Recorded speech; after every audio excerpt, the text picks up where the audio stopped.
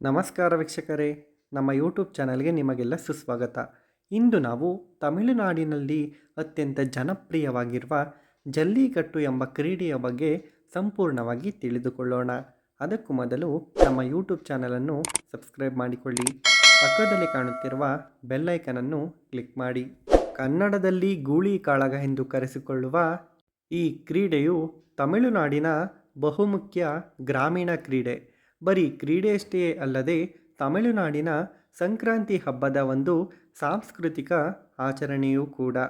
ಚೆನ್ನಾಗಿ ಕೊಬ್ಬಿದ ಹೋರಿಯೊಂದನ್ನು ಮೊದಲೇ ತಯಾರಾಗಿ ನಿಂತ ಜನಗಳ ಗುಂಪಿಗೆ ಹಗ್ಗವಿಲ್ಲದೆ ಬಿಡಲಾಗುತ್ತದೆ.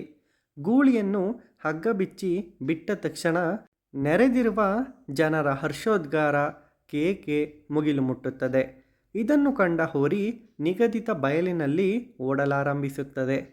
ಅದರ ಮೇಲೆ ಎರಗುವ ಉತ್ಸಾಹಿ ತರುಣರು, ಯುವಕರು ಹೋರಿಯ ಭುಜ ಹಿಡಿದುಕೊಂಡು ಹೋರಿಯನ್ನು ಒಂದು ಕಡೆ ನಿಲ್ಲಿಸಬೇಕು. ಹಾಗೆ ನಿಲ್ಲಿಸುವಲ್ಲಿ ಯಾರು ಸಫಲರಾಗುತ್ತಾರೋ ಅವರಿಗೆ ಹಳ್ಳಿಗಳಲ್ಲಿ ಇನ್ನಿಲ್ಲದ ಮನ್ನಣೆ ಮತ್ತು ಗೌರವ ಸಿಗುತ್ತದೆ. ಕ್ರೀಡೆಯಲ್ಲಿ ಯಶಸ್ವಿಯಾಗಿ ಹೋರಿಯನ್ನು ನಿಯಂತ್ರಿಸುವವರಿಗೆ ವಿಶೇಷ ಬಹುಮಾನಗಳನ್ನು ಕೂಡ ನೀಡಲಾಗುತ್ತದೆ. ಹೋರಿಯ ಭುಜ ಹಿಡಿದ ತಕ್ಷಣ ಹೋರಿ ನಿಲ್ಲುವುದಿಲ್ಲ. ಭುಜವನ್ನು ಬಿಗಿಯಾಗಿ ಹಿಡಿದಾಗ್ಯೂ ಹೋರಿ ಮನುಷ್ಯನನ್ನೇ ಹೊತ್ತಿಕೊಂಡು ತಾನು ದಿಕ್ಕಾಪಾಲಾಗಿ ಓಡುತ್ತಿರುತ್ತದೆ. ಬಿಗಿಯಾದ ಹಿಡಿತದಿಂದ ಹೋರಿಯನ್ನು ನಿಯಂತ್ರಣಕ್ಕೆ ತರುವುದು ಸುಲಭ ಸಾಧ್ಯವಿಲ್ಲ. ಎಲ್ಲ ಕಡೆಯೂ ಜಲ್ಲಿಕಟ್ಟು ಕ್ರೀಡೆ ಹೀಗೆ ನಡೆಯುವುದಿಲ್ಲ. ಹೋರಿಯನ್ನು ನಿಯಂತ್ರಿಸುವ ಬಗೆ ಕೆಲವು ಕಡೆ ಆಚರಣೆಯಲ್ಲಿದ್ದರೆ ಮತ್ತು ಕೆಲವು ಕಡೆ ಗೂಳಿಯ ಎರಡು ಕೊಂಬುಗಳಿಗೆ ಬಾವುಟಗಳನ್ನು ಕಟ್ಟಲಾಗುತ್ತದೆ. ಗೂಳಿಯನ್ನು ನಿಯಂತ್ರಿಸಲಾಗದಿದ್ದರೂ ಆ ಬಾವುಟಗಳನ್ನು ಕೊಂಬುಗಳಿಂದ ಕಳಚಿಕೊಂಡರೆ ಆಟ ಮುಗಿದಂತೆ. ಇನ್ನು ಕೆಲವು ಕಡೆ ಗೂಳಿಯ ಕೊರಳಿಗೆ ಬಟ್ಟೆಯೊಂದನ್ನು ಕಟ್ಟಲಾಗುತ್ತದೆ. ಉಪಾಯದಿಂದ ಅದನ್ನು ಬಿಡಿಸಿಕೊಳ್ಳುವಲ್ಲಿ ಯುವಕರ ಚಾಣಾಕ್ಷತನ, ಧೈರ್ಯ ಪ್ರದರ್ಶನವಾಗುತ್ತದೆ. ತಮಿಳುನಾಡಿನ ಗ್ರಾಮಗಳಲ್ಲಿ ಜಲ್ಲಿಕಟ್ಟು ಕ್ರೀಡೆಗಾಗಿಯೇ ಗೂಳಿಗಳನ್ನು ಸಾಕಿ ಪಳಗಿಸಲಾಗುತ್ತದೆ. ವರ್ಷವಿಡೀ ಗೂಳಿಗಳನ್ನು ಉತ್ತಮವಾಗಿ ದಷ್ಟಪುಷ್ಟ ದೇಹ ಹೊಂದುವಂತೆ ಸಲಹಲಾಗುತ್ತದೆ. ಬಹುತೇಕ ಗ್ರಾಮಗಳಲ್ಲಿ ದೇವಸ್ಥಾನದ ಗೂಳಿ ಎಂದೇ ಸಾಕಲಾಗುತ್ತದೆ. ವಿಶೇಷ ವಿಧಿವಿಧಾನಗಳೊಂದಿಗೆ ಆ ಗೂಳಿಗಳನ್ನು ದೇವಸ್ಥಾನದ ವತಿಯಿಂದಲೇ ಸಾಕಲಾಗುತ್ತದೆ. ಅದು ದೇವರಿಗೆ ಮುಡಿಪಾಗಿರುವ ಪ್ರಾಣಿ ಎಂದು ಗ್ರಾಮದ ಜನರು ಅದಕ್ಕೆ ವಿಶೇಷ ಗೌರವವನ್ನು ಕೊಡುತ್ತಾರೆ.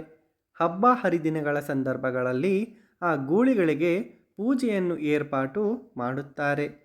ದೇವಸ್ಥಾನದ ಹಸುವು ಊರಿನ ಎಲ್ಲ ಸಾಕು ಪ್ರಾಣಿಗಳಿಗೆ ಮುಖ್ಯಸ್ಥನಂತೆ ಹೀಗೆಂದು ಗ್ರಾಮದ ಜನರು ಭಾವಿಸುತ್ತಾರೆ. ಇಂತಹ ಪೂಜನೀಯ ಗೂಳಿಗಳು ಜಲ್ಲಿಕಟ್ಟು ಕ್ರೀಡೆಯಲ್ಲಿ ಪಾಲ್ಗೊಳ್ಳುವುದು ಸಂಕ್ರಾಂತಿ ಹಬ್ಬಕ್ಕೆ ವಿಶೇಷ ಕಳೆ ತರುತ್ತದೆ. ಕಂಗಾಯಂ ತಳಿಯ ಗೂಳಿಗಳು ಇದರಲ್ಲಿ ಬಳಕೆಯಾಗುತ್ತದೆ. ಈ ಜಲ್ಲಿಕಟ್ಟುವಿನ ಹಿನ್ನೆಲೆಯನ್ನು ತಿಳಿಯುವುದಾದರೆ, ಪುರಾತನ ತಮಿಳು ಸಂಗಮ ಕುಲದಲ್ಲಿ ಜಲ್ಲಿಕಟ್ಟನ್ನು ಎರುತಳುವಲ್ ಎಂಬ ಹೆಸರಿನಲ್ಲಿ ಚಾಲ್ತಿಯಲ್ಲಿಟ್ಟಿದ್ದರು. ಎರುತಳುವಲ್ ಎಂಬ ಹೆಸರಿನ ಅರ್ಥ ಗೂಳಿಯನ್ನು ನಿಯಂತ್ರಿಸುವುದು ಎಂದೇ ಆಗಿದೆ. ಇದೇ ಕ್ರೀಡೆಯನ್ನು ಜಲ್ಲಿಕಟ್ಟು ಎಂದು ಕರೆಯಲು ಮುಖ್ಯ ಕಾರಣ ಈ ಕ್ರೀಡೆಗಾಗಿ ಹಣ ಕಟ್ಟಿ ಆಡುತ್ತಿದ್ದದ್ದು. ಜಲ್ಲಿಕಟ್ಟು ಎಂಬ ಪದದ ಜನ್ಮ ಆಗಿರುವುದು ಸಲ್ಲಿಕಟ್ಟು ಎಂಬ ಪದದಿಂದ. ಸಲ್ಲಿ ಎಂದರೆ ನಾಣ್ಯಗಳು ಹಾಗೂ ಕಟ್ಟು ಎಂದರೆ ಕನ್ನಡ ಭಾಷೆಯ ಕಟ್ಟು ಪದದ ಅರ್ಥವೇ ಬರುತ್ತದೆ. ಈ ಕ್ರೀಡೆಗಾಗಿ ನಾಣ್ಯಗಳನ್ನು ಪಣವಾಗಿ ಕಟ್ಟುತ್ತಿದ್ದ ಕಾರಣ ಇದಕ್ಕೆ ಜಲ್ಲಿಕಟ್ಟು ಎಂಬ ಹೆಸರು ಬಂದಿದೆ. ಪಣವಾಗಿ ಇಡುತ್ತಿದ್ದ ನಾಣ್ಯಗಳನ್ನು ಗೂಳಿಯ ಕೊಂಬಿಗೆ ಕಟ್ಟಿಬಿಡಲಾಗುತ್ತಿತ್ತು. ಆ ನಾಣ್ಯಗಳನ್ನು ಯಾರು ಕೊಂಬಿನಿಂದ ಬಿಡಿಸಿಕೊಳ್ಳುತ್ತಾರೋ ಹಣ ಅವರದ್ದೇ ಆಗಿರುತ್ತಿತ್ತು. ಜಲ್ಲಿಕಟ್ಟು ಕ್ರೀಡೆಯ ಇತಿಹಾಸ ಕ್ರಿಸ್ತಪೂರ್ವದ್ದು. ಕ್ರಿಸ್ತಪೂರ್ವ 400ರಿಂದ ಕ್ರಿಸ್ತಪೂರ್ವ 100ರ ತಮಿಳು ಶಾಸ್ತ್ರೀಯ ಯುಗದಲ್ಲೇ ಈ ಕ್ರೀಡೆ ಜನಿಸಿದೆ ಎಂದು ಅಂದಾಜಿಸಲಾಗಿದೆ. ತಮಿಳಿನ ಅಯ್ಯರ್ ಹಾಗೂ ಯಾದವ ಕುಲದಲ್ಲಿ ಈ ಕ್ರೀಡೆ ಸಾಮಾನ್ಯವಾಗಿತ್ತು. ಮೊದಲು ಪುರಾತನ ತಮಿಳು ಪ್ರಾಂತದ ಮುಲ್ಲೈ ಪ್ರದೇಶದಲ್ಲಿ ಈ ಕ್ರೀಡೆ ಚಾಲ್ತಿಯಲ್ಲಿದ್ದು, ಆಟಗಾರರ ಚಾಣಾಕ್ಷತನ, ಧೈರ್ಯವಂತಿಕೆ ಹಾಗೂ ಚತುರತನಗಳನ್ನು ಹೊರಗೆ ಹಚ್ಚುವ ಕ್ರೀಡೆಯಾಗಿದ್ದು, ಬಹುಮಾನ ರೂಪದಲ್ಲಿ ಹಣವನ್ನು ಹಾಗೂ ಗೌರವವನ್ನು ಗಳಿಸುವ ಕಾರಣದಿಂದ ಕ್ರಮೇಣ ತಮಿಳುನಾಡಿನಾದ್ಯಂತ ಜನಪ್ರಿಯವಾಗಿದೆ. ಸಿಂಧೂ ನದಿ ವ್ಯಾಪ್ತಿಯ ಪುರಾತನ ನಾಗರಿಕತೆಗಳಲ್ಲೂ ಗೂಳಿ ಕಾಳಗದ ಕುರುಹುಗಳಿದ್ದು, ಅವುಗಳನ್ನು ದೆಹಲಿಯ ರಾಷ್ಟ್ರೀಯ ವಸ್ತು ಪ್ರದರ್ಶನಾಲಯದಲ್ಲಿ ಇರಿಸಲಾಗಿದೆ. ಮದುರೈ ಬಳಿಯ ಗುಹೆಯೊಂದರಲ್ಲಿ ಗೂಳಿ ಕಾಳಗದ ವರ್ಣಚಿತ್ರವು ದೊರಕಿದ್ದು, ಅದು ಸುಮಾರು 2500 ವರ್ಷದ ಹಿಂದಿನದ್ದು ಎಂದು ಅಂದಾಜಿಸಲಾಗಿದೆ. ಜಲ್ಲಿಕಟ್ಟು ಕ್ರೀಡೆಯ ಕೆತ್ತನೆ ಇರುವ ಶಾಸನವೊಂದು ತಮಿಳುನಾಡಿನ ಸರ್ಕಾರ ವಸ್ತು ಪ್ರದರ್ಶನಾಲಯದಲ್ಲಿ ಇರಿಸಿದೆ. ಜಲ್ಲಿಕಟ್ಟು ಈ ಕ್ರೀಡೆಯು ನಿಷೇಧ ಕೂಡ ಆಗಿತ್ತು. ವಿವಿಧ ಪ್ರಾಣಿ ದಯಾ ಸಂಘಟನೆ ಹಾಗೂ ಪೇಟಾ 2004ರಿಂದಲೇ ಜಲ್ಲಿಕಟ್ಟು ಕ್ರೀಡೆಯನ್ನು ವಿರೋಧಿಸುತ್ತಾ ಬಂದಿವೆ. ಗೂಳಿಗೆ ಅಥವಾ ಕ್ರೀಡೆಯಲ್ಲಿ ಪಾಲ್ಗೊಳ್ಳುವ ಮನುಷ್ಯರಿಗೆ ಕ್ರೀಡೆಯಲ್ಲಿ ಅಪಘಾತ ಸಂಭವಿಸಿದ ಉದಾಹರಣೆಗಳಿವೆ.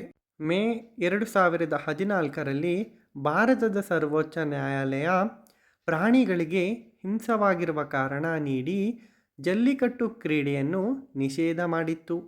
ಜನವರಿ 8, 2015ರಲ್ಲಿ ಕೇಂದ್ರ ಸರ್ಕಾರ ಸುತ್ತೋಲೆ ಹೊರಡಿಸಿ ಹಬ್ಬದ ಎಲ್ಲ ಆಚರಣೆಗಳು ಯಥಾವತ್ತಾಗಿ ನಡೆಯಲು ಯಾವುದೇ ಅಡ್ಡಿಯಿಲ್ಲ, ಆದರೆ ಗೂಳಿಗಳನ್ನು ಮಾತ್ರ ಬಳಸಕೂಡದು ಎಂದು ತಿಳಿಯಪಡಿಸಿತು.